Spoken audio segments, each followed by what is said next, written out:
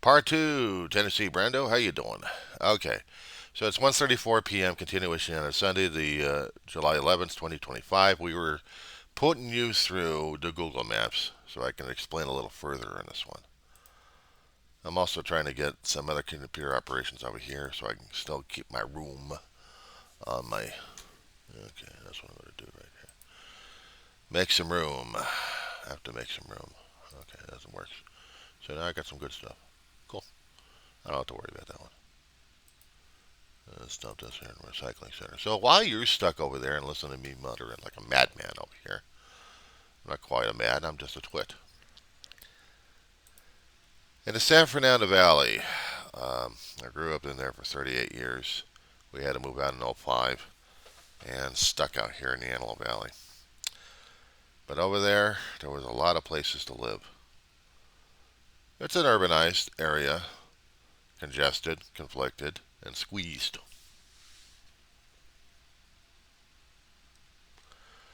I was telling you about how I became almost Stephen Miller. Okay, here goes, Dan. Or can I call you Brando? Is it better, Brando or Tennessee? Tennessee better. Okay, Tennessee's better. Okay, I call you that. Okay, 10. San Fernando Valley, we've got a lot of cultures. Pluralistic, sectionalized. Every area has got its own territory of who's allowed, who's not allowed, and what kind of racial discrimination we got going. I'd seen it for most of my lifetime in there. Certain neighborhoods you avoid, and other neighborhoods you don't. You live. And some of them are just there. If I mention about North Hollywood, it doesn't mention anything to you because you've probably never been in California or in Southern California or even grew up in Southern California. If you widen the shot of Southern California, we're a very pluralistic state. We have no issue concerning about people being a different cultural race. That's why we're a sanctuary city out here in the sanctuary state. There are some people out there who want it removed because they don't like it. They like it sectionalized concerning their racial hatred and stuff like that. And we fought like hell concerning about Trump and Stephen Miller's idiots coming through and scaring the crap out of people. And they still are, and we're fighting back one way or another. The other fighting we're not doing is creating nosebleeds or worse than that. But in the San Fernando Valley, I'm going to bring you back to the past for how I got to be Stephen Miller a bit. There are sections, as I said before, that if you're a type of a race, you may or may not be part of that neighborhood. If you're Latino, if you're black, you may survive. I grew up, let's see, uh, short few years of my beginning life in an area called North Hollywood, California. They call it NoHo these days. But in there, in a street, an area called Van Owen and Ethel in North Hollywood, I was right by a junior high named James A. Madison. They call it middle school these days, but I call it a junior high. Screw it. We had multi-ethnic in there. We had multi-ethnic. And we actually had no predominance that I remembered. But we did have a cultural clash of sorts. We did have the lower and middle class. Along the street of Van Owen, let me show you down there, okay? Uh, you're looking at the San Fernando Valley, lost as hell, right? That's a, that's good. That's good. Now, you'll see the freeway artery section. We have east and west, and then we have north and south. They're numbered, right? Like all highways are. The highway I'm looking for is off of a arterial branch, if I'm going to get a little medical and technically here. We have the 5 freeway extending north from Southern California all the way up to Northern California. And in certain sections, they split off. In one territory, they kind of branch out. One is the actual 5 that's heading over towards the east, while the 170, which is called the Hollywood Freeway, is on the west side. And the far left of it, if we kept looking at the map, is the 405 freeway. And then along the southern route, they called it north or south, but I don't know why. Usually it's east and west, but kind of travels up. That's the 101 freeway. And that goes up a ways. There's also on the top of the San Fernando Valley called 118. It begins right by the mountain ranges, Lakeview Terrace area, Silmar, San Fernando, and it heads directly into Ventura County, which is next door to us on the west side. So that's basically some of the arterial that you probably would need for general reference. So in the area I'm talking about, it's the 101 freeway, and no, that's the Southern Territory. Actually, it's 110. No, it's 170. I'm sorry, smacking me upside the head on that one. 170. Okay. For the 170 freeway, they call it the Hollywood because it goes right into Hollywood and mixes in with everything else down below. It's a nightmare. Welcome to urban traveling. But in this area, we have, it's cross-sectioned, squared, chunked. So, in a chunk of an area I'm looking for. If you want to look for a navigational aid, which I'm going to help you with, you can type out James A. Madison Middle School, North Hollywood. Give me a second. Breakfast. Actually, it's lunch. I still got to take care of my dog.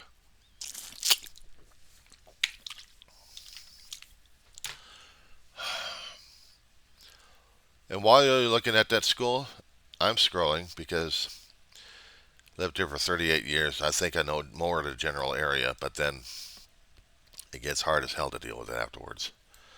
This is what I talked about concerning about in my last video, memories. 38 years gives good and bad memories. A lot of changes that puts a person into an emotional headlock. The reasons why I do my Diary of a Griever named John Weaver, because I deal with the emotional headlock, and this would be one of them. But if I happen to do just a zombie, that means I'm talking about anything else. So I'll work on that one a little bit later.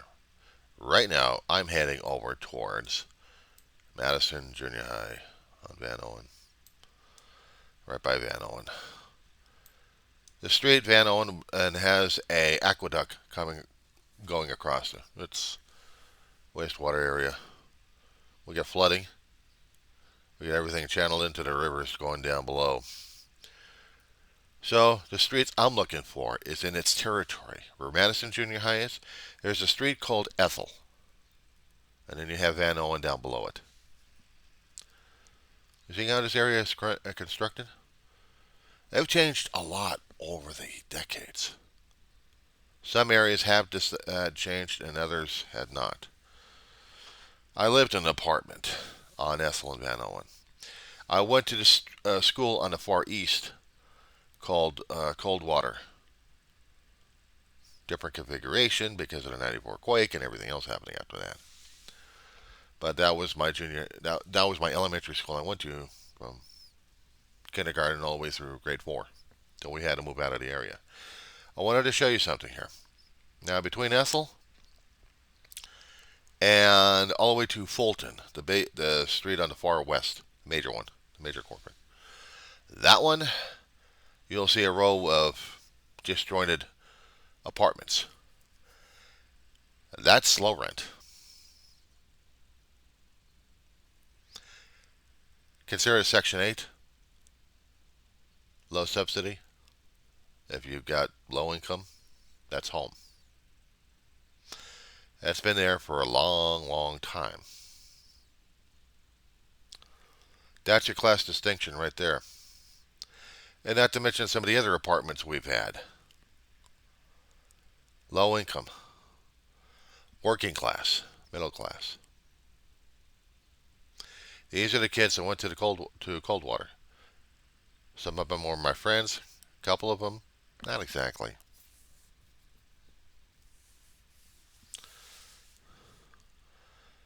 But for the most part, I tried to get along with everybody over there. We didn't have any race riots over here. We had whites, blacks, Latina. We've had Asian. We've had Cub Scouts and Boy Scouts in the area. You know, they're pluralistic. They deal with a lot of races in there, and they don't look at it. They look at the color of the uniform that they're wearing. I was a Cub. I was a Cub Scout. Didn't make it up the ranks because things happened. We had to move out. We actually had a house that we were living in at one time that turned into an apartment. And the owner was tossing us out because property management gave him a lucrative deal. So it's in there somewhere, the apartment that got replaced in my house.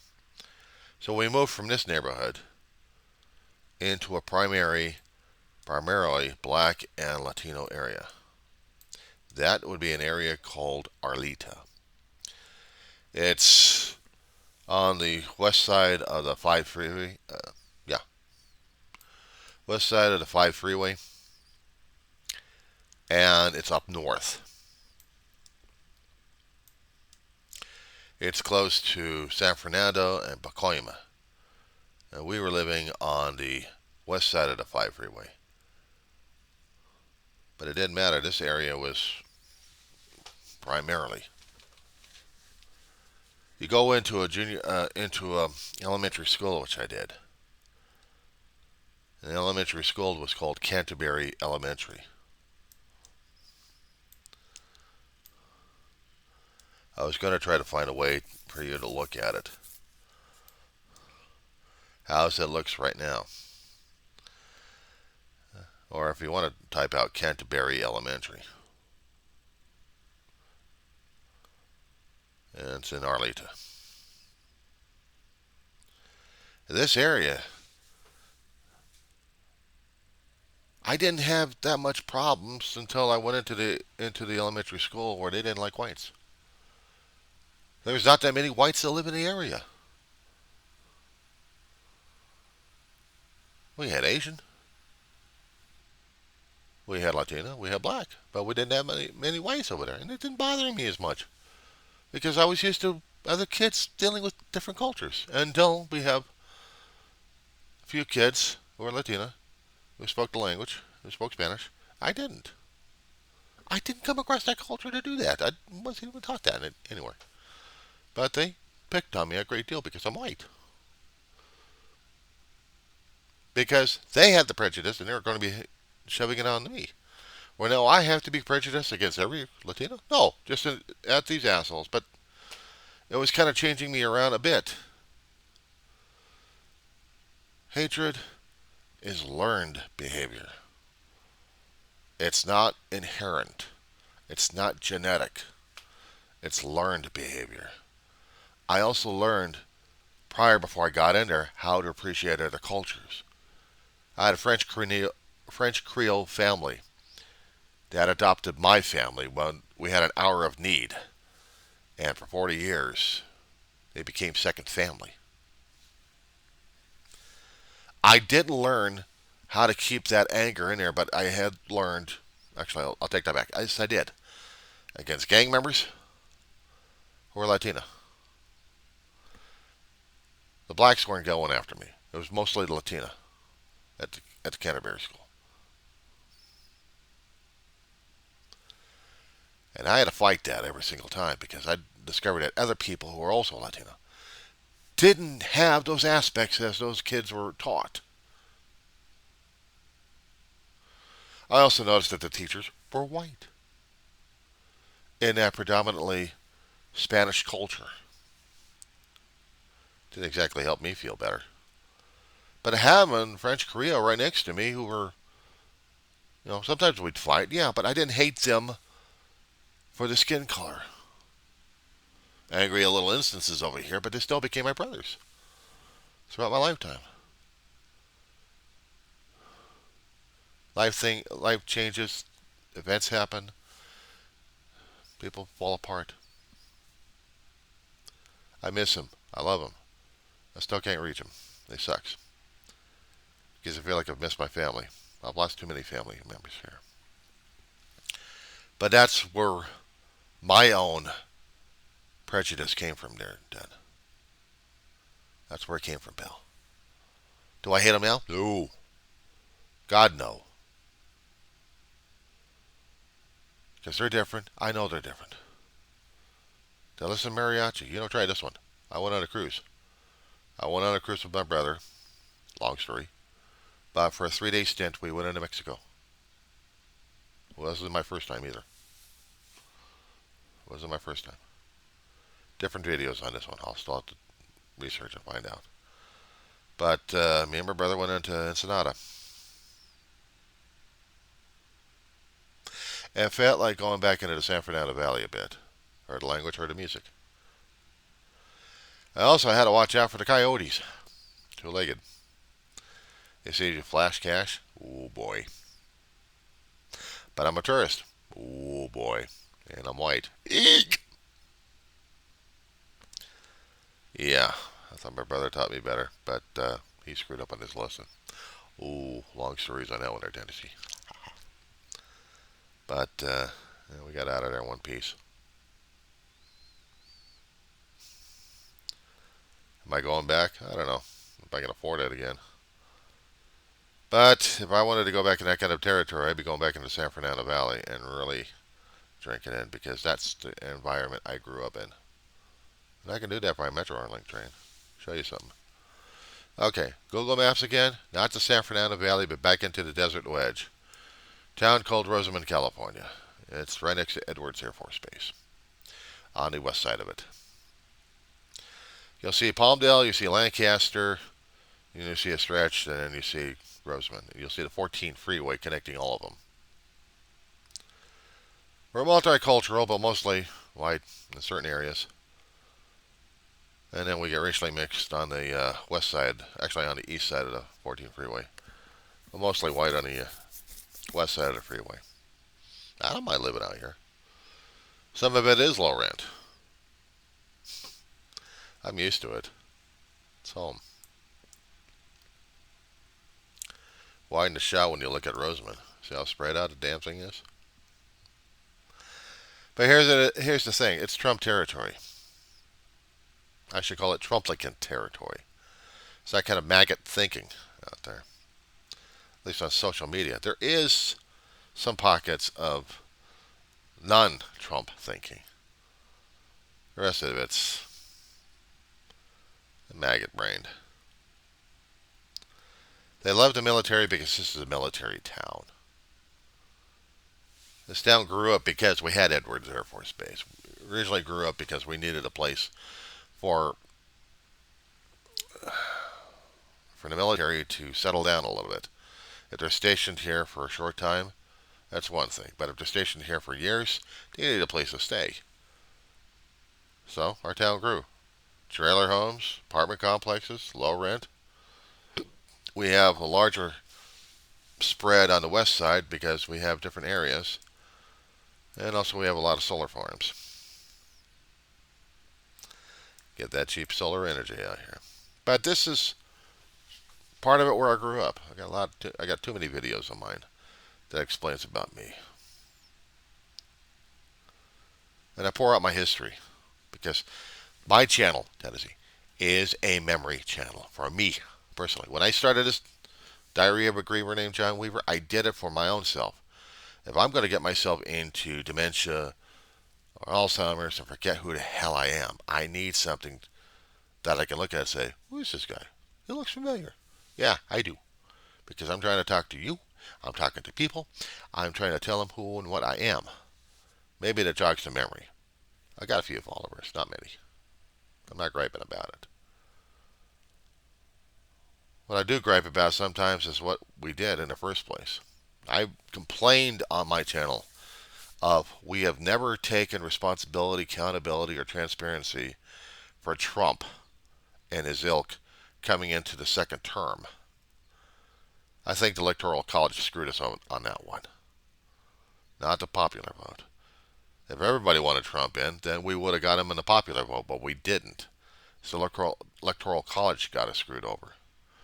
Even if you got a small majority in your state, you still won that state by the college.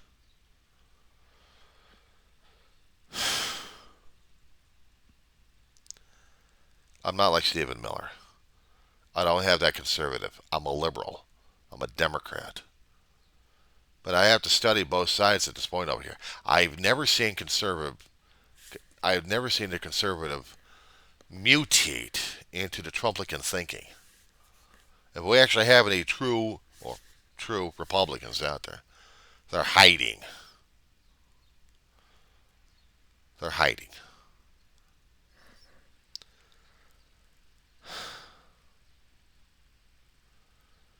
If we can get through to the midterms, if we're allowed to vote in the midterms, if we're actually being able to use the midterms, maybe, just maybe, by a miracle from God Almighty, we might be able to get either the House or the Senate with Dems as a majority. If we get an imbalance going, there's nothing else they can do or pass. They have to pass the crap that they need to pass right now to screw us over really down the road. If the big bill wasn't bad enough, try having a third term. And if you studied your Constitution on this one, two-thirds vote. If they get an amendment passed, they got to go through conventions. They got to go through conventions in every frickin' state, and then get a two-thirds in both chambers. Ain't happening. So that's something to see, isn't it? Okay, we'll talk later. It's good talk. Eventually, we'll communicate one-on-one, maybe somehow. I'll talk at you later, pal.